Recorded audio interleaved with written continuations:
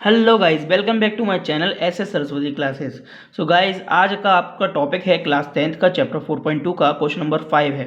So guys, अब हम question को पढ़ रहे हैं। आप लोग भी किताब और कॉपी पेन वगैरह सब लेके बैठिए, क्योंकि हम जो क्वेश्चन पढ़ेंगे समझना है और आपको लिखना भी है। ठीक है गाइस, तो क्वेश्चन है altitude of a right triangle is 7 centimetre less than it's base. तो पहले ही बता देता हूँ, यहाँ पे एल्टीट्यूड है। एल्टीट्यूड का मतलब होता है ऊंचाई। ठीक है, और यहाँ पर बात की जा रही है किसी राइट ट्राइंगल की, यानी कि समकोण। तो altitude of a right triangle is 7 centimetre less than it's base. If the hypotenuse is 13 centimetre find the other two sides. तो क्वेश्चन में बोला है बेटा, हिंदी मीडियम वालों के लिए और बता देता हूँ मैं। एक समकोण त्रिभुज की ऊंचाई उसके आधार से 7 सेंटीमीटर कम है। यदि कण 13 सेंटीमीटर का हो तो अन्य दो भुजाएं ज्ञात कीजिए। यानी कि कोई एक समकोण त्रिभुज है। ठीक है गाइस, जैसे कि अगर मैं आपसे बोलूं, यहाँ पे देखिए ध्यान से, ये समकोण एक त्रिभुज है। ठीक है, ये समकोण त्रिभुज कौन होता है? राइट ट्रायंगल कौन होता है? जिसकी ये साइड जो दिख रही है 90 डिग्री का एंगल होता है, वही तो राइट ट्रायंगल होता है। तो इन्होंने बोला है कोई समकोण त्रिभुज है जिसमें, जैसे कि मैंने इसको नाम दे दिए ए बी सी।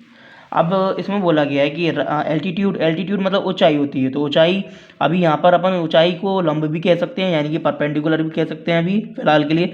तो ये ऊंचाई है इसकी, है ना।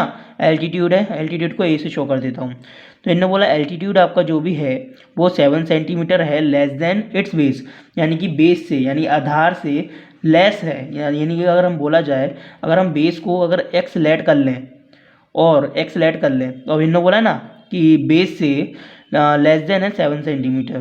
तो अपना जो एल्टीट्यूड है वो एक्स माइनस 7 हो जाएगा बच्चों। हो जाएगा नहीं हो जाएगा? क्योंकि यहाँ बोला गया altitude of a right triangle is 7 centimetre less than it's base. तो बेस अगर लेस, मैंने एक्स माइनस मतलब एक्स फाइंड आउट कर लिया है, तो हमारा ट्राइंगल में जो एल्टीट्यूड है वो एक्स माइनस की 7 कहलाएगा। दूसरा, if the hypotenuse is 13 centimetre. तो जो हाइपोटेनियस ये दिख रही है आपको बच्चों, तो ये हाइपोटेनियस है, तो ये 13 सेंटीमीटर हो जाएगी। सॉरी, ढंग से लिख देता हूँ आप लोगों के लिए। देखिए 13 सेंटीमीटर हो जाएगी। तो हमें तीनों चीज़ पता है।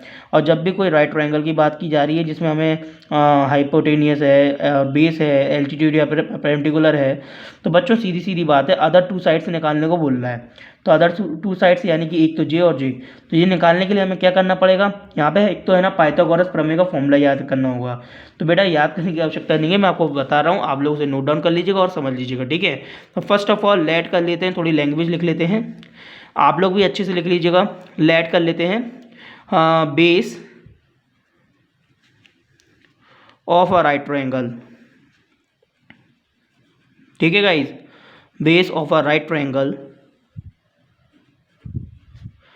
अपन ने मान लिया x सेंटीमीटर। ठीक है, कितना लेट कर लिया अपन ने? x centimeter. यानी कि समकोण त्रिभुज का आधार base of a right triangle एस से x सेंटीमीटर हो गया। ठीक है, तो वहीं अगर आपसे बात करें ऊंचाई की, यानी कि altitude of a right triangle, तो x माइनस के 7 होगा, क्योंकि क्वेश्चन में बोला है अकॉर्डिंग टू क्वेश्चन बच्चों। ठीक है, अकॉर्डिंग टू क्वेश्चन कैसे?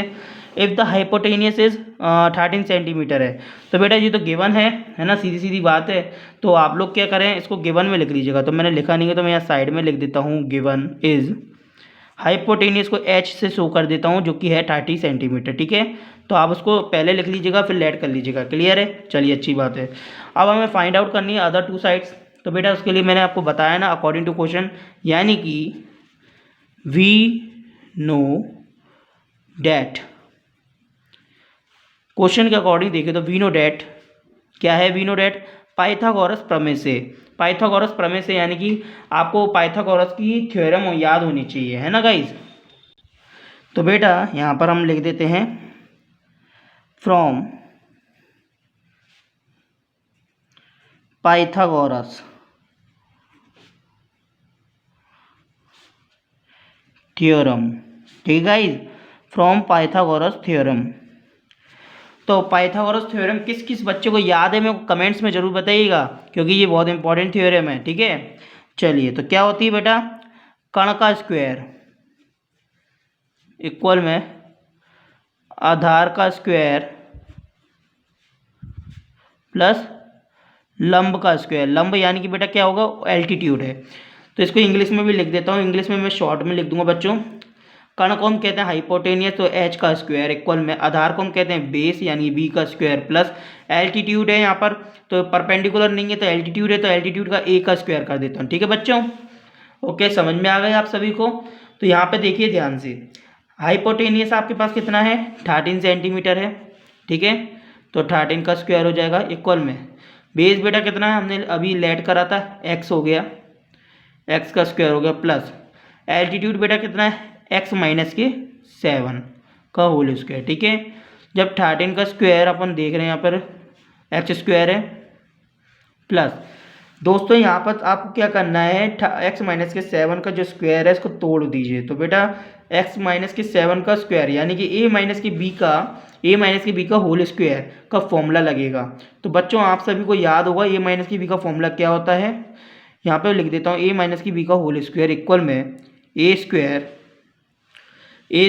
Plus B square minus 2ab। ठीक है दोस्तों, इतनी सी बात आ गई। अगर ए इसको मान लिया और बी इसको मान लिया तो बेटा यहाँ पर हो जाएगा एक्स स्क्वायर प्लस 7 का स्क्वायर बेटा कितना होता है, 49। ठीक है, 7 का स्क्वायर 49 होता है माइनस 2ab यानी 2 इंटू एक्स इंटू माइनस के 7 बेटा। ठीक है, एक मिनट है बेटा, मैंने एक मिनट इसलिए बोला क्योंकि बिकॉज आप में से जितने भी स्टूडेंट हैं यही एक चीज़ की मात खा जाते हैं। कैसे, जैसे कुछ स्टूडेंट होते हैं वो लोग सोचते हैं यहाँ पर जो बी है वो माइनस के 7 है, प्लस के 7 मतलब प्लस के 7 नहीं माइनस के 7 है। तो मैं आपकी जानकारी के लिए बता दूं, फॉर्मूले में हमें जब ऑलरेडी ए माइनस की बी का होल स्क्वायर बोला गया है तो ये ऑलरेडी माइनस लगा हुआ है, तो आपको अपना दिमाग लगाने की आवश्यकता नहीं है। यहाँ माइनस की 7 आप जब मानिएगा जब आपने यहाँ पर प्लस का फॉर्मूला लगाया हो और हमें जब वैल्यू पुट करने जा रहे हैं तब हम माइनस की लगाएंगे। यानी कि इसका मतलब अगर मैं यहाँ पे बोलूँ ए प्लस के बी का होल स्क्वायर होता तो A square plus B square plus के 2ab होता, तब अपन जो बी की वैल्यू है माइनस के 7 मानते है ना। तो यहाँ अपन को मानने की आवश्यकता नहीं है, यहाँ पे सिंपल 7 रहेगा। क्लियर है, अच्छी बात है। चलिए, तो ये पुट कर दिया। अब 13 का स्क्वायर बेटा कितना होता है, 169 होता है। एक एक्स स्क्वायर जी हो गई, एक एक्स स्क्वायर जी हो गया, तो जी 2x स्क्वायर हो गया बेटा। ये 49 है प्लस के चल ही रहे हैं ऑलरेडी, माइनस के 7 2 14x लो हो गया। थोड़ा इसको रीअरेंज कर दें क्या दोस्तों, कर देते हैं जरा, इसको यहाँ कर देते हैं, इसको यहाँ कर देते हैं। ठीक है, तो यहाँ पे देखिए 2x स्क्वायर प्लस के 49 माइनस के 14x इक्वल में 169। ठीक है, अब बेटा हम क्या करेंगे, अब बेटा यहाँ पे भी लाइन खींच लेते हैं जिससे साइड में हमें करना पड़ेगा। देखिए ये 169 है, इसको इक्वल के बाहर ले आते हैं, तो 2x स्क्वायर प्लस के 49 माइनस के 14x यहाँ आ जाएंगे तो ये माइनस के 169 हो जाएंगे इक्वल में 0। तो यहाँ प्लस के तो ये इक्वल के बाहर आ गए, माइनस के हो गए। 2x स्क्वायर प्लस के, अब देखिए 49 माइनस के, अब देखिए ध्यान से बेटा, ध्यान से देखिएगा यहाँ पर है ना बेटा, यहाँ पर याद जी ध्यान से देखने को इसलिए मैं बोल रहा हूँ क्योंकि यहाँ देखिए यहाँ फालतू में एक लाइन बढ़ाने की आवश्यकता नहीं है, अपन डायरेक्ट यहाँ पे लिख सकते हैं। ठीक है, मैं प्रैक्टिकली बोल रहा हूँ आपको ये बात। तो 2x स्क्वायर है माइनस के 14x है, इसको ऐसे ही लिख दीजिए और डायरेक्ट लेस कर दीजिए। तो 169 में से 49 लेस कर दीजिए बच्चों, तो बेटा कितना बचना चाहिए, 169 में से 49 लेस हो जाएंगे तो बेटा ये बचेंगे कितने, 120 बचेंगे। तो माइनस के बचेंगे बिकॉज माइनस की वैल्यू बड़ी है, तो माइनस की 120 इक्वल में 0। तो यहाँ से कुछ कॉमन आ रहा है, हाँ जी आ रहा है कॉमन, क्या आ रहा है बेटा कॉमन, 2 कॉमन आ जाएगा। तो 2 कॉमन लेके इसको 0 में भेज दी। तो जी यहाँ से सॉल्यूशन करते हैं, तो एक्स स्क्वायर माइनस के 2 कॉमन लिया बेटा, 2 तो यहाँ चला गया, यहाँ से 2 कॉमन लेंगे तो बेटा कितना आ जाना चाहिए जी, आ जाएगा बेटा 7। ठीक है, एक्स माइनस की यहाँ से 2 कॉमन लिए तो 2 6 12 यानी 60 आ जाएगा इक्वल में 0। अच्छा चलो ठीक है, अच्छी बात है। अब यहाँ पर देखिए, यहाँ हमें क्या बोला गया है, अदर 2 साइड्स निकालने को बोला है, तो बेटा इसके लिए हमें इसका फैक्टर करना पड़ेगा। तो बेटा फैक्टर करना बहुत आसान है। यहाँ देखिए 60 है, ऐसी कोई वैल्यू ढूंढें जो प्लस माइनस करने पर आ जाए 7 और मल्टीप्लाई करने पर आ जाए 60। तो बेटा ऐसी वैल्यू सिंपल सी है, 12 के पाड़े में 60 कितनी बार आता है, 5 बार, 12 पंजे 60, और अगर मैं 12 में से 5 को लेस कर दूं तो बेटा कितना बचना चाहिए, अपना बचना चाहिए 7। बचेगा कि नहीं बचेगा, अच्छी बात है, आप समझ गए। तो यहाँ पे लिखिए एक्स स्क्वायर माइनस के ब्रैकेट के अंदर 12x माइनस के 5x माइनस के 60 ऑलरेडी चल रहा है इक्वल में 0। अब आप सोच रहे होंगे मैंने क्या करा, तो बेटा देखो माइनस एज इट इज़ रहा, 7x को मैंने ब्रैकेट के अंदर तोड़ दिया, 12 में से 5 गए, कितने बचेंगे? 7 बचेंगे। बचेंगे कि नहीं बचेंगे? बचेंगे। और 12 पंजे 60 होते हैं। तो देखो फैक्टर कर लिया। अब माइनस के साइन का इंटू अंदर कर दीजिए, तो बेटा क्या आ जाएगा? एक्स स्क्वायर माइनस के 12x प्लस के 5x माइनस के 60 इक्वल में 0। यहाँ दो चीज़ों का कंपैरिजन ले लेते हैं, मतलब कॉमन ले लेते हैं। तो यहाँ x कॉमन आ जाएगा, तो x माइनस के 12 बचेंगे। यहाँ प्लस के, अब ध्यान से देखिए यहाँ पे माइनस का है बीच में, यहाँ भी माइनस का है। यहाँ x से सिंगल, यहाँ x है क्या? नहीं, तो यहाँ से 5 कॉमन ले लीजिए, तो यहाँ बचेगा x माइनस के 5 कॉमन लिया, तो बेटा यहाँ 5 का डिवाइड हमारा 60 में है, तो बेटा कितना बचना चाहिए? 12 बचेगा, इक्वल में 0। दो ब्रैकेट के हैंगे एक साथ, ये सेम दिखने वाले, तो कॉमन ले लेते हैं x माइनस के 12, और जो x प्लस के 5 बच रहे हैं वो एक साथ कर देते हैं, ठीक है। तो ऐसे करके हमारी दो वैल्यू निकली। अब इसको अगर हम ध्यान से देखें बच्चों, तो इसको मैंने ढंग से कर दिया था, थोड़ा ये दिखने में प्लस लग रहा था, तो मैंने इसको ढंग से लिख दिया, तो आप लोग कंफ्यूज नहीं होइएगा, ठीक है गाइस। चलिए अब इसको जरा बारी बारी से उसको जरा हम जरा प्रेजेंट करते हैं, कौन सी वैल्यू सही है कौन सी नहीं।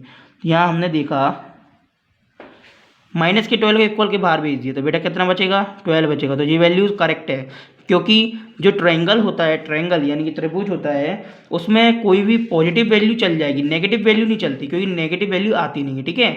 तो बिकॉज यहाँ पे जो त्रिभुज की जो मतलब ट्रायंगल होता है ना, ट्रायंगल की जो साइड्स होती है ना, वो कभी नेगेटिव नहीं होती, तो वो पॉजिटिव होती है। इसी रीज़न से जाला आंसर हमारा ठीक है। अब ये चेक करते हैं, यहाँ देखा तो हमारे यहाँ पे माइनस के 5 मिल रहा है, बिकॉज प्लस के 5 इक्वल के बाहर गए तो माइनस के 5 बचे। तो मैंने अभी हाल ही आपको एक छोटी सी बात बोली थी कि ट्रायंगल में जो साइड्स होती हैं वो पॉजिटिव होती हैं, नेगेटिव नहीं। तो ये वैल्यू आपके लिए वैलिड नहीं है, ये वैल्यू वैलिड है। तो x इक्वल में 12 ही वो वैल्यू है जिसको अगर हम यहाँ रखते हैं x की जगह पर, तो 12 में से 7 जाएंगे बेटा। यानी कि अगर मैं यहाँ देखूँ 12 में से 7 गए, तो बेटा कितने बचने चाहिए? 12 में से 7 जाएंगे, अपने बचेंगे बेटा 5 बचेंगे बेटा। कितने बचेंगे? 5। और ये x की जगह पर अपना बेटा कितना है? 12। यानी 12 मिल गया और 5 मिल गया। तो अगर मैं ध्यान से बोलूँ तो बेस अपना बेटा कितना हो गया? x इक्वल में 12। और अगर एल्टीट्यूड अगर मैं आपको ध्यान से बोलूँ एल्टीट्यूड, तो बेटा वो x माइनस के 7 है, इक्वल में बेटा कितने हो जाएंगे? 12 माइनस के 7 इक्वल में 5।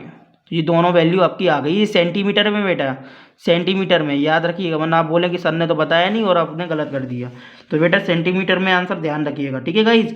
तो वीडियो पसंद आए तो लाइक शेयर सब्सक्राइब तो बनता है इसी बात पे, और जितना हो सकता है उतना शेयर करिएगा, धोखा मत दीजिएगा गाइज। हाँ, क्योंकि इतनी प्यारी प्यारी इंटरेस्टिंग वीडियो बना रहा हूँ, तो कम से कम आपको इतना तो फर्ज बनता है कि इतना शेयर कीजिए, इतना शेयर कीजिए कि आपके अलावा कम से कम 2-3 लाख लोग तो देख ही लें। अरे 2-3 लाख नहीं तो कम से कम 1000 तो देख ही लें। चलो ठीक है, मिलते हैं नेक्स्ट वीडियो में, तब तक के लिए आप लोग गुड लक।